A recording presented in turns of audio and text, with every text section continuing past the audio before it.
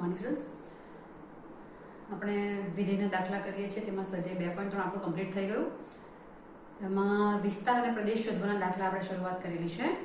લગભગ તમને એ ટાઈપના જ આવશે અને સ્વાધ્યાય 3માં સ્વાધ્યાય 2માં જે દાખલા છે તે આપણે પહેલાં કમ્પ્લીટ કરીએ, પછી એક્સ્ટ્રા દાખલા કરીશું આપણે. આના સ્વાધ્યાય 2.3 પછી તમારો ટોપિક જે છે અંદર વિધેયો પરની બેઝિક ક્રિયાઓ તે તમારે અત્યારે નીકળી ગયું છે સિલેબસમાંથી. બેઝિક ક્રિયાઓ f પ્લસ g f બે વિધેય આપેલા છે, f plus g f minus g f into g ને f બાય g, સરવાળા બાદબાકી ગુણાકાર ભાગાકાર બે વિધેય પર કરી શકાય. ખાલી તમને થોડી હિન્ટ આપી મૂકું. બે વિધેયનો સરવાળો કરવો હોય f પ્લસ gx તો લખાઈશું fx પ્લસ gx. આવ્યા તમને આ ટોપિક અત્યારે નથી પણ 12માં થોડુંક જોઈશે ખરો તમને. બહુ સિમ્પલ છે. બે વિધેય આપેલા તો સીધું લખી દેવાનું. હા, આપણે એનો પ્રદેશ શોધવાનું જરા કંઈક અગત્યનું છે. બધામાં જ f માઇનસ gx એટલે શું લખાશે? fx minus gx. f into gx શું લખાશે? તો કે fx ઇન્ટુ gx ને f બાય gx લખાશે.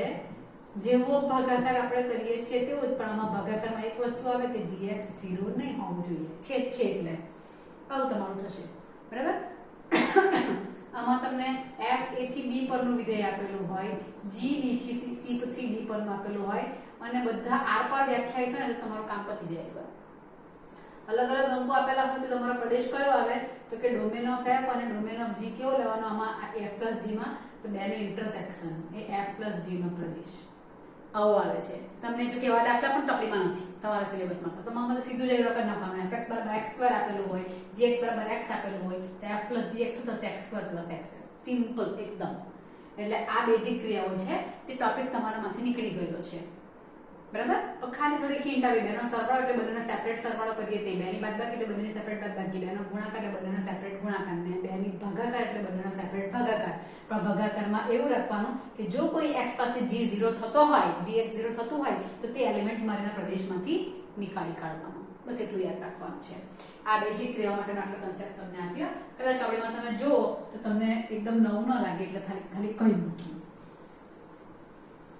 અત્યારે કોર્સ તમારો ડિડક્ટ કરો તેમાંથી એક જ પોઈન્ટ કાઢી નાખેલો છે બસ. ચાલો આપણે બસ સ્વાધ્યાય જે કરવાના છે શરૂઆત તે કરીને કે સ્વાધ્યાય 2 ની શરૂઆત કરીએ. વિડિયો કદાચ 13 કે ખબર નહીં એવું કંઈક છે. પહેલો દાખલો. સંબંધ f અને સંબંધ g બે આપેલા છે અને સાબિત કરવાનું છે કે f વિધેય છે અને g વિધેય નથી. આપણે સંબંધ f માટે શરૂઆત કરીએ. સંબંધ f માટે fx શું આપેલું છે? નિયમ શું આપેલો છે? તો કે fx બરાબર x² આપેલું છે અને 3x આપેલું છે. બે અમુક અંકો માટે અલગ અલગ બની જાય છે. એટલે અંકો આપેલા છે 0 laser equal to x laser equal to 3 અને બીજું આપેલું છે 3 laser equal to x laser equal to 10 laser equal to 10. તો આ વિધેય છે એવું આપણે સાબિત કરવાનું છે. કહી દીધું કે તમે સાબિત કરો એટલે આપણે ગમે તે સાબિત કરવું જ પડશે. તો વિધેય છે એવું ક્યારે કહેવાશે? તો કે x એટલે કે પ્રદેશના ઘટકો. પ્રદેશ એટલે x આઈ મારી પાસે આ છે ને, કહો છે x એટલે પ્રદેશના ઘટકો. હું અહીંયા મૂકીશ તો મને એની ઇમેજ બધાની અલગ અલગ મળવી જોઈએ. અલગ અલગ અંક માટે સરખો અંક લઉં તો સરખી મળવી જોઈએ. પ્રદેશના ઘટકો કયા લેવાના છે? તો અહીંયા આપેલા છે. 0 થી 3 લેવો ને 3 થી 10 લેવો. પણ 0 થી 3 માં વિધેય આવ્યું આ છે ને 3 થી 10 માં આ છે. આવું અલગ અલગ વિધેય આપી શકે. માનાંકમાં છે ને તમારી પાસે. માનાંકમાં શું છે? માનાંક x બરાબર x ક્યારે? x પોઝિટિવ હોય ત્યારે, ને માઈનસ x ક્યારે? x નેગેટિવ હોય ત્યારે. આવું અલગ અલગ ફંક્શન છે કે નહીં? તેવી રીતે અહીંયા પણ. એટલે આપણા માટે x ની સંખ્યા કઈ છે? 0 થી 10. નાનામાં નાની 0 છે ને મોટામાં મોટી 10 છે. તો 0 થી 10 જે અંકો છે r માટે, કારણ કે આપણને ક્યાંથી લેવાનું શું છે તે બીજું કશું નથી કીધું. કશું ન કરેલું હોય ત્યારે x આખા r માંથી લેવાનો. એટલે 0 થી 10 જે અંકો છે આ બધામાંથી મારાથી લેવાય. બરાબર? પણ 0 થી 3 આવશે ને તો 0 થી 3 માં મારે વિધેય કયું લેવાનું? x² લેવાનું. ને ભાઈ અહીં આટલા માટે x² લેવાનું છે અને આટલા માટે 3x લેવાનું છે. તો અહીંયા 0 લઉં તો 0 લઉં એટલે અહીંયા આવશે એટલે મારે x² x ની જગ્યાએ પર 0 મૂકવાનું. એટલે 0 નો જવાબ 0 જ આવશે. 1 લઉં 1 આવશે, 2 લઉં 4 આવશે, 3 લઉં 3 નો વર્ગ 9 આવશે. 3 અહીંયા પણ લેવાય છે. જો આવી રીતે જ્યારે તમને વિધેય આપેલું હોય ને બે ટુકડામાં, 2 કે 3 4 ગમે તે ટુકડા આપેલા હોય ત્યારે શું પ્રોબ્લેમ થશે? જો વિધેય નહીં હોય ને નહીં હોય ને તો આવા જે બે જગ્યાએ 3 આવ્યો, અહીંયા પણ આવ્યો અને અહીંયા પણ આવ્યો, બે જગ્યાએ આવ્યો, તેમાં જ કદાચ પ્રોબ્લેમ ક્રિએટ થઈ શકે. અહીંયા 3 માટે જે જવાબ આવે તે અહીંયા ન આવતો હોય તો આપણે કહી શકીએ કે વિધેય નથી. બરાબર છે? તો અહીંયા અલગ ક્યાં પડે છે તો કે 3 પાસે વિધેય અલગ પડી જાય છે. 3 અહીંયા પણ, અહીંયા ખાલી આટલું કીધું તો અહીંયા 3 નથી લેવાના, તો કમ્પલસરી અહીંયા લેવાના. પણ અહીંયા 3 બે જગ્યાએ લેવાનું કે બંને માટે વિધેય અલગ અલગ છે. બરાબર? તો જ્યાં તમારે એવો પોઈન્ટ મળતો હોય ને કે જે બે જગ્યાએ એક સરખો પોઈન્ટ લેવાતો હોય અને વિધેય આવી રીતે બદલાઈ જતું હોય, તે પોઈન્ટ પાસે ચેક કરવાનું તમારે કે આના 3 માટે ઇમેજ અહીંયા શું આવે છે અને 3 માટે ઇમેજ અહીંયા શું આવે છે, બંને માટે ચેક કરવાનું. બરાબર? જો બંને માટે જવાબ સરખો આવે તો 3 ભલે આપણે અલગ અલગ જગ્યાએ લીધા પણ એની ઇમેજ તો સરખી જ આવે, એટલે 3 માટે મને એક જ ઘટક સહપ્રદેશમાં મળે છે એમ કહેવાય. વિધેયમાં શું છે, એક ઘટક માટે મને સહપ્રદેશમાં એક જ મળવો જોઈએ. એક માટે અલગ અલગ ઘટકો મળે સહપ્રદેશમાં તો તે નહીં ચાલે. બરાબર? તો અહીંયા મારે એટલું જ જોવાનું રહેશે કે અહીંયા જે મારે વિધેય બતાવવાનું છે તો વિધેયમાં મારે કરવું શું પડશે તો કે અલગ અલગ જ્યાં ફંક્શન પડે છે ત્યાં જ મારે ચેક કરવાનું રહે. તો તે હું ચેક કરીશ. તો અહીંયા 3 માટે પહેલા ચેક કરીએ. x = 3 માટે ફંક્શન બે છે એટલે fx = x² છે તથા fx = 3x છે. બંને છે ને 3 માટે. બાકી 0 થી 2.9999 માટે x² જ છે ને 3.00001 થી 10 માટે 3x જ છે. પણ આટલું જે છે તેમાં માટે મને અલગ અલગ છે. x = 3 માટે તો અહીંયા f3 કેટલા થશે તો કે 3 નો વર્ગ 9 થાય. 3 ના માટે ઇમેજ મને 9 મળી અને અહીંયા f3 કેટલા થશે તો કે 3 કૌંસમાં 3 એટલે અહીંયા પણ 9 આવ્યો. એટલે અહીંયા પણ મને 3 આગળ 9 જ મળે છે. એટલે 3 ની ઇમેજ તો મને બંને પાસે 9 જ મળે છે. પછી આ ફંક્શન લો કે આ ફંક્શન લો, બાકીના બધા માટે તો અલગ દેખાવાનું છે. બરાબર? 10 માટે મને 10 તારી 30 મળવાનું તો 10 તો અહીં લેવાના છે જ નથી. 0 થી 3 માટે બધા ડિફરન્ટ અલગ ઘટકો માટે મને ડિફરન્ટ ઇમેજ મળવાની. અહીંયા પણ ડિફરન્ટ માટે મને ડિફરન્ટ જ ઇમેજ મળવાની છે. એટલે આપણે લખી શકીએ therefore f ના પ્રદેશના દરેક ઘટક માટે સહપ્રદેશનો અનન્ય ઘટક મળે છે. અનન્ય ઘટક મળે છે. therefore f વિધેય છે. આ સંબંધ આપ્યો તે વિધેય છે. હવે એવું સેમ મારે g માટે કરવાનું છે. સંબંધ g માટે લખી દઉં. સંબંધ કહેવાય જ ને, પણ એ વિધેય બનશે કે કેવી રીતે ચેક કરવાનું. તો મને gx પણ આવી રીતે બે આપેલા છે. gx એક વખત x² આપેલું છે અને એક વખત 3 આ સરખા જ આપેલા છે, પણ કન્ડિશન અહીંયા બદલેલી છે કદાચ. એક 2 ≤ x ≤ 10 સેમ જ છે. અહીંયા 2 કર્યો એટલું છે. તો અહીંયા 0 થી 2 માટે સેમ હવે 0 થી 2 માટે x² લેવાનું અને 2 થી 10 માટે 3x લેવાનું. ક્યાં એક જ અંક બંને વિધેયમાં આવે તો કયો છે તો કે આ બંને છે ને અહીંયા છે. એટલે જેવો અહીંયા 3 માટે હતો તેવો અહીંયા કયા માટે છે 2 માટે છે. તો 2 માટે આપણે શરૂઆત કરીએ. x = 2 માટે મારી પાસે બે ફંક્શન છે. gx = x² છે તથા gx = 3x છે. તો હવે અહીંયા g2 શોધો. g2 એટલે 2 નો વર્ગ. તો અહીંયા 2 ની ઇમેજ કેટલી આવી 2 નો પ્રતિબિંબ 4 આવ્યો અને અહીંયા g2 શોધો. 3 કૌંસમાં 2 એટલે 6 આવી. એટલે અહીંયા 2 નો અહીંયા આ દોરવામાં તો ઘટક 2 તો એક સરખો જ આવવાનો બંને માટે, પણ એક બાજુ 4 આવે છે ને એક બાજુ 6 આવે છે. એટલે 2 પાસે મને બે ઇમેજ મળી 4 અને 6. એટલે therefore 2 માટે પ્રદેશના ઘટક 2 માટે પ્રદેશના ઘટક 2 માટે 2 પ્રતિબિંબ મળે છે. લખી દેવાનું 2 માટે 4 અને 6. therefore g વિધેય નથી, કારણ કે મને અનન્ય પ્રતિબિંબ મળવું જોઈએ, તેની જગ્યા પર મને 2 મળ્યા. એટલે g વિધેય નથી. અને તમે તમારા શબ્દમાં આસાનીથી રજૂઆત કરી શકો છો. બરાબર? તમારા સરળ શબ્દમાં તમે લખી શકો છો. તમારે આ પોઈન્ટ આવવા જોઈએ, આ એક શોધાવવું જોઈએ ને આ શોધાવવું જોઈએ બંને. બરાબર ને? વ્યાખ્યા લખી દેવાની.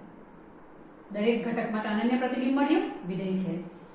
2 માટે મને 2 પ્રતિબિંબ મળ્યા એટલે વિધેય નથી. આટલા પોઈન્ટ મેઇન તમારા આવવા જોઈએ. ક્લિયર થયું છે? તો આમાં તમારો દાખલો કમ્પ્લીટ થઈ જાય છે કે f વિધેય છે અને g એ વિધેય નથી. પાછું પણ કહું છું કે ચેક કરવા માટે કરવાનું, જે અંક જ્યાંથી વિધેય બદલાય તેવો અંક છૂટો પડે છે ને, પ્રોબ્લેમ જો ક્રિએટ થાય તો ત્યાં જ થાય, બીજે કશે નહીં થાય મોસ્ટ પ્રોબેબલી. એટલે તે જ તમારે ચેક કરવાનું ઇમેજ શોધવા માટે, કારણ કે સરખા ઘટક લે છે ને ઇમેજ સરખી આવે તો વાંધો નહીં, અલગ અલગ આવે તો લોચા.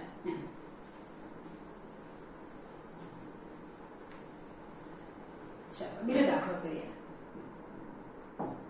Question number 2. fx બરાબર x વર્ગ. આ તો સિમ્પલ આપ્યું છે તમને, પણ ઘણીવાર પૂછાય છે એવા. fx x વર્ગ આપ્યું છે અને આપણે શોધવાનું છે f 1.1 માઈનસ f1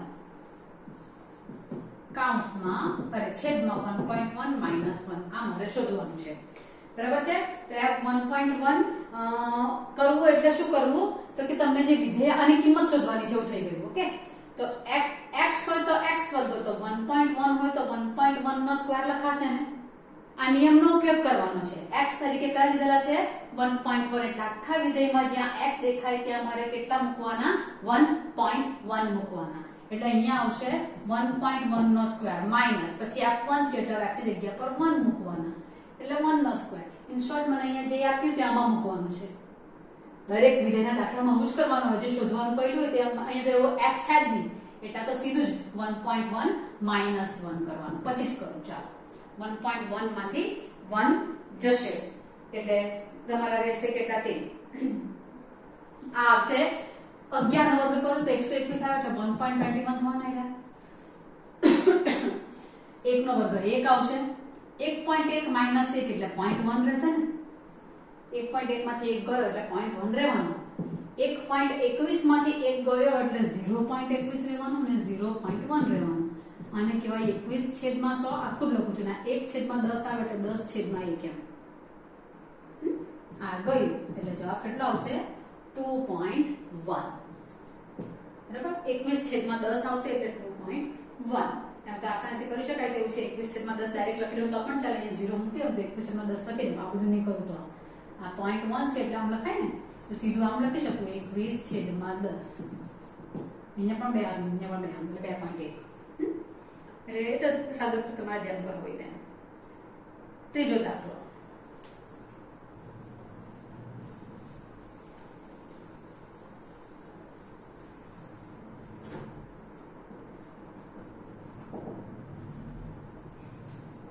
આમાં પ્રદેશ શોધવાનો છે, ધ્યાન રાખજો. હો, fx આપેલું છે x² પ્લસ 2x પ્લસ 1 છેદમાં x² માઈનસ 8x પ્લસ 4 કે શું છે 12. તો ક્યાંથી આવવાના? ચાલો, અહીંયા પ્રદેશ મારે શોધવો છે. પ્રદેશ શોધવો એટલે x શોધવો. પ્રદેશ શોધવો એટલે કે x શોધવો. એમ આખો r લેવાય, બરાબર. પણ અહીંયા છેદ છે. આખો r લેવામાં કદાચ r માં કોઈક એવા ઘટક નીકળી આવે કે જેને મેં અહીંયા મૂકું તો છેદ 0 થઈ જાય, તો તે મારે કાઢી નાખવા પડે કે નહીં, કારણ કે છેદ 0 ચાલશે નહીં.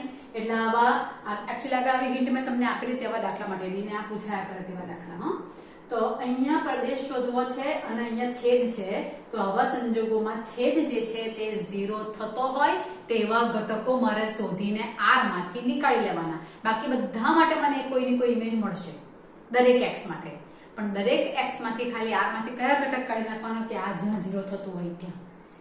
એટલે મારે છેદ બરાબર 0 લઈને કરી શકું તો પણ ચાલે, અને છેદ ઇઝ નોટ ઇક્વલ ટુ 0 થી શરૂઆત કરું તો પણ ચાલે.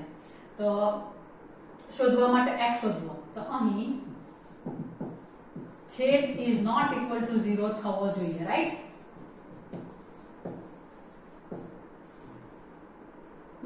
તો છેદ ઇઝ નોટ ઇક્વલ ટુ 0. છેદ કયો છે? x² minus 8x plus 12 is not equal to 0. આના ફેક્ટર્સ લગભગ પડતા જોઈએ, બરાબર. આ કયા આવવાના? 12 ના અવયવના સરવાળાથી 8. 6 દુ 12 થવાના, 6 દુ 12, 6 ને 2 8. એટલે x minus 6 is not equal to 0. અથવા x minus 2 is not equal to 0. એટલે x is not equal to 6 ને x is not equal to 2. જો હું 2 મૂકું ને તો આ છેદ 0 થઈ જશે. જો 2 નો વર્ગ 4, 8 દુ 16 ને વત્તા 12, 16 ને 16 0. તેવી રીતે 6 મૂકું તો પણ થશે. આ 36, 8 6 48 ને 12, આ 36 48 ને 48 એટલે 0.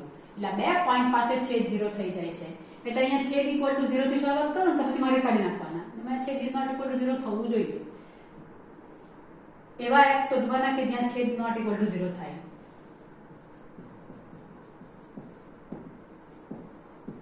એવા x લેવા કે જ્યાં છેદ ઇઝ નોટ ઇક્વલ ટુ 0 થવો જોઈએ. બરાબર? એટલે ત્યાંથી શરૂઆત કરી. Therefore f નો પ્રદેશ શું આવશે? f નો પ્રદેશ આખો r માંથી કયા કાઢી નાખવાના?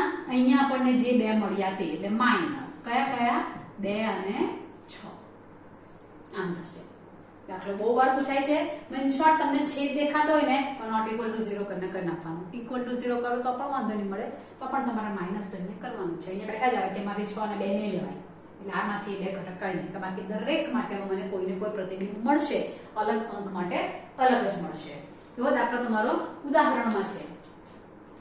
ઉદાહરણ નંબર 21 સાથે કરી જ નાખીએ આપણે. હા,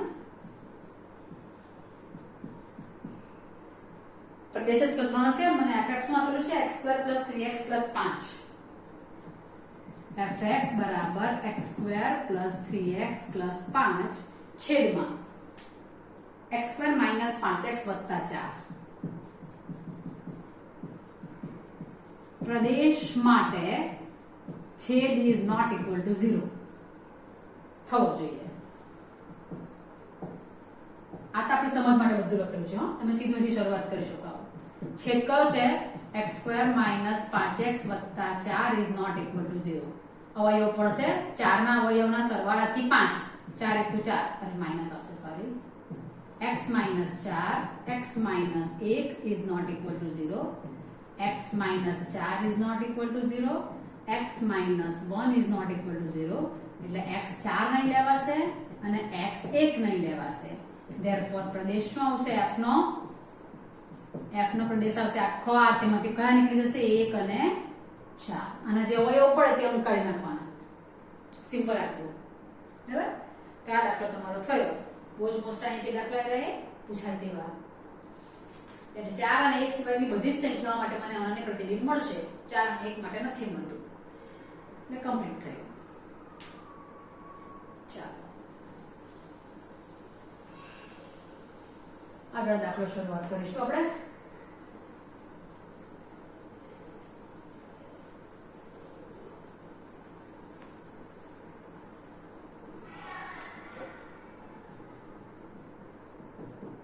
ચોથો દાખલો. fx = વર્ગમૂળમાં x - 1. આપ્યું છે. વાસ્તવિક વિધેય f નો પ્રદેશ અને વિસ્તાર શોધો. વાસ્તવિક જ લેવાનું છે, પ્રદેશ અને વિસ્તાર બંને શોધવાના છે. ચાલો, પ્રદેશ માટે મારે x શોધવાનો. x ક્યાં છે? તો કે અહીંયા છે. બરાબર? તો પ્રદેશ માટે x શોધવો પડે.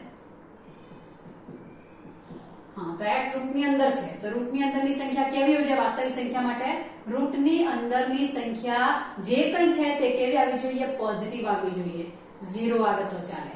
તો સ્પષ્ટ છે કે રૂટની અંદર જે છે તે greater or equal to 0. Root વાળા દાખલા આપણે આગળ કર્યો છે 2.3 માં. વર્ગમૂળમાં 9 - x2. તેમાં પણ પ્રદેશ શોધવા માટે આપણે આવું જ કર્યું હતું. 9 - x2 greater or equal to 0. ત્યારે તમને કહ્યું છે રૂટની અંદર જે કંઈક ફંક્શન હોય ગ્રેટર ઓર ઇક્વલ ટુ 0 થી તમારે x શોધી નાખવાનું. પછી આપણે સૂત્ર કરતા કર્યા કરવાનું. બરાબર? તો અહીંયા x greater or equal two 1 આવવાનું. એકદમ સિમ્પલ થઈ ગયું. x greater or equal two 1. તો therefore પ્રદેશ શું આવશે? પ્રદેશ આવશે x એવા x એક કે એકથી મોટા બધા. એક લેવાનો છે ને એકથી મોટા બધા. એકથી ઇન્ફિનિટી. Closed open interval. કારણ કે અહીંયા ઇક્વલ 0 પણ આવી શકે. ઇક્વલ એવો અંક કે જેમાં તમારું વર્ગમૂળમાં 0 નું વર્ગમૂળ 0 લખાશે. ઋણ નહીં થવું જોઈએ. એટલે 1 થી મોટી દેખાય છે કે 1 થી મોટી સંખ્યા લેવા પડે, 1 કે 1 થી મોટી એ દેખાય જાય એટલે તે મારો પ્રદેશ થઈ ગયો. આ લોજિકલી તમારે ડેવલપ કરવાનું છે આ બધી વસ્તુ. અને વિસ્તાર માટે શું થશે તો કે વિસ્તાર માટે આના જવાબ તમારે લખવાના છે તો કેવા આવશે તો કે 1 માટે આમાંથી ઘટકો તો લેવાના, 1 માટે આનો જવાબ મારો ધન આવે 0 આવવાનો. પછી તો 1 થી મોટા જેમ લઈશ તો 1 થી મોટા જેમ લઈશ તેમ મારો જવાબ જે આવશે તો 1 થી મોટામાં 2 લઉં તો 2 ઓછા 1 1 આવશે. 3 નો 2 તો √2 ને વર્ગમૂળ લઈએ ને તો તમારે ધન વર્ગમૂળ જ લેવાનું છે. જ્યારે વર્ગમૂળની અંદર કોઈ ફંક્શન હોય ને તો મારે x વર્ગ બરાબર 25 હોય તો x બરાબર વત્તા ઓછા 5, પણ વર્ગમૂળમાં 25 લખેલું હોય તો વર્ગમાં 25 બરાબર મારે 5 લેવાના, ધન વર્ગમૂળ લેવાનું હોય હંમેશા. આવું મને ચલમાં આપેલું હોય ત્યારની વાત કરું છું. એટલે વર્ગમૂળ મારું ધન જ આવે. વ્યાખ્યા છે તમારી કે ધન વર્ગમૂળ લેવો તો ધન લઈશું એટલે બધા જવાબ ધન આવવાના. 1 માટે આનો જવાબ કેટલો આવે છે 0 આવે છે. એટલે સ્પષ્ટ છે કે એટલે આમાં તો મારે ડાયરેક્ટ જ લખી દેવું પડે કે સ્પષ્ટ છે કે આનો વિસ્તાર જે આવશે તે શું આવશે તો કે વિસ્તાર માં વર્ગમૂળની સંખ્યા ગ્રેટર ઓર ઇક્વલ ટુ 0 આખી થવી જોઈએ.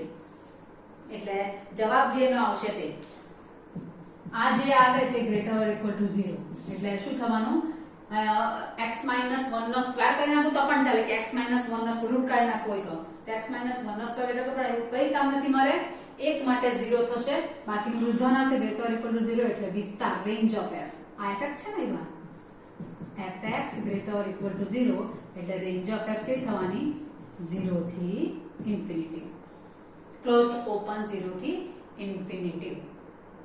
બરાબર. એટલે અનઋણ વાસ્તવિક સંખ્યા તમે એવું કહો તો પણ ચાલે. અનઋણ એટલે તમારા ઋણ નીકળી ગયા, બાકીના બધા આવવાના. એટલે આને અનઋણ વાસ્તવિક સંખ્યા પણ લખી શકાય. ચાલો એ દાખલો પતી ગયો તમારો. હવે આવશે 5મો દાખલો માનાંક x - 1. એમાં પણ એવું છે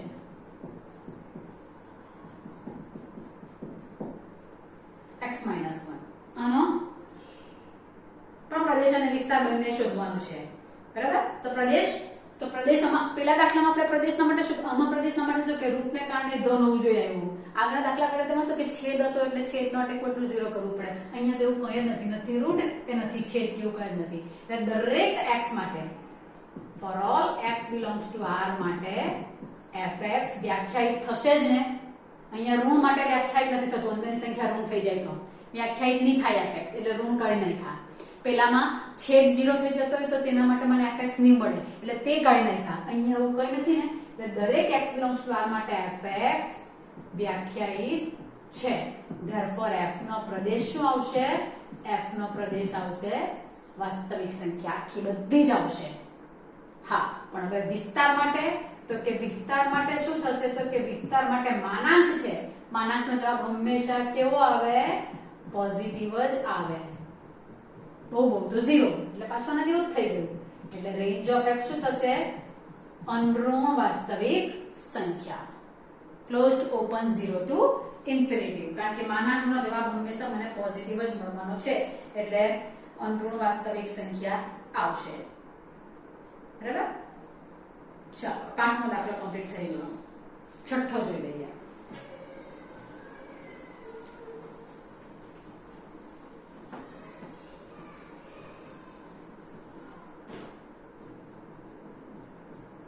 છઠ્ઠો દાખલો.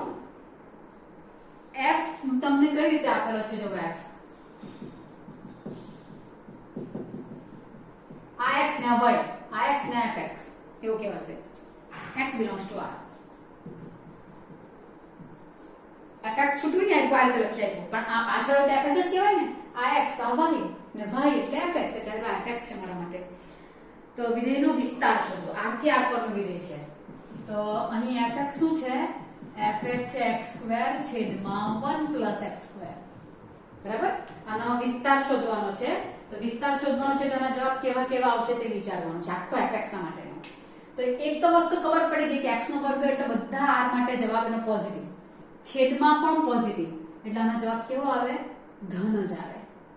નક્કી થઈ ગયું. x² અને 1 + x² બંને જવાબ મારો ધન જ આવે છે. આનો જવાબ 0 આવશે. ધન આવી ગયો તો નક્કી થઈ ગયું 0 આવશે.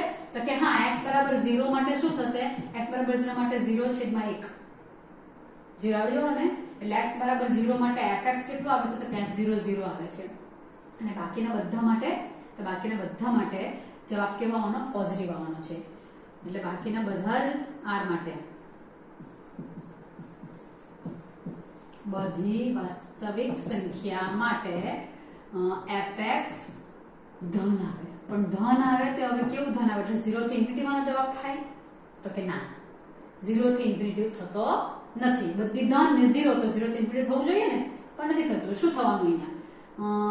અહીં x² ≥ 0, બરાબર છે.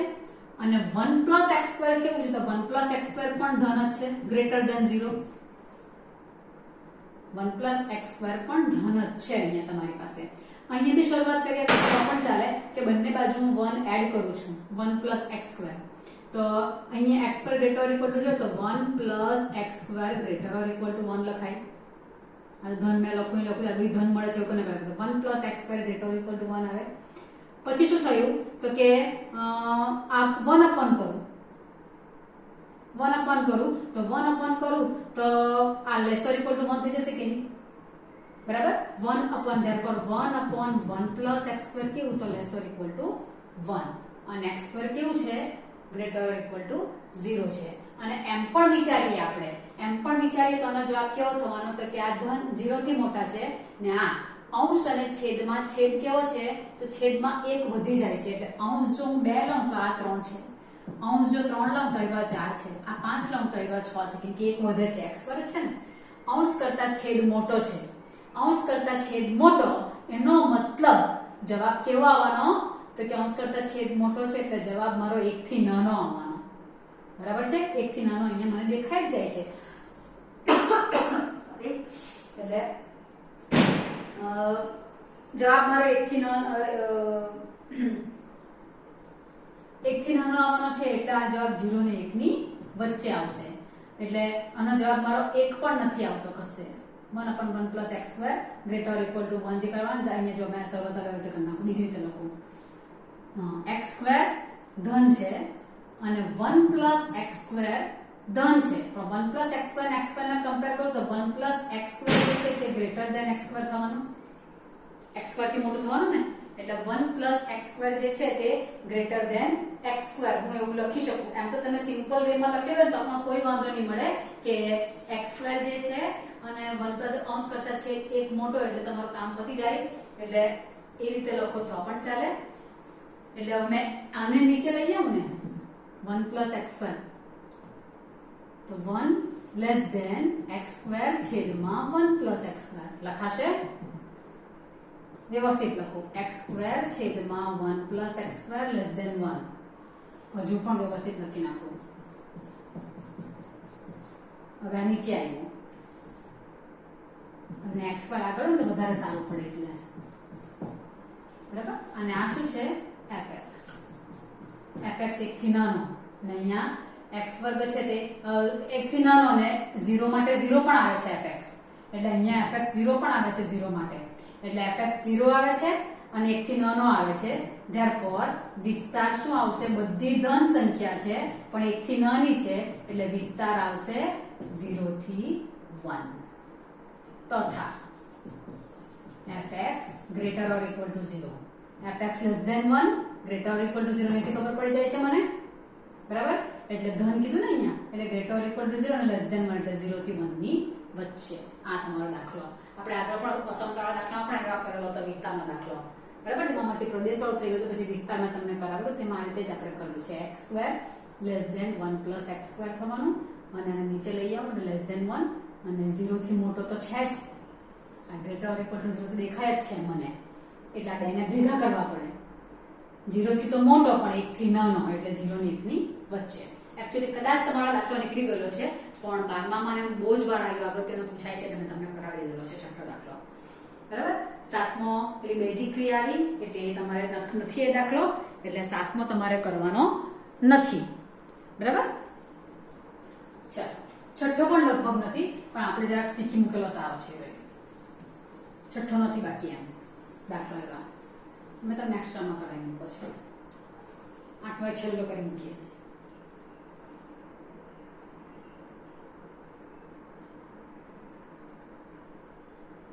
તમારે દાખલો પર આગળ પડશે કે જેમાં જવાબ લેવો પડશે. હા 20મું ઉદાહરણ પણ છે.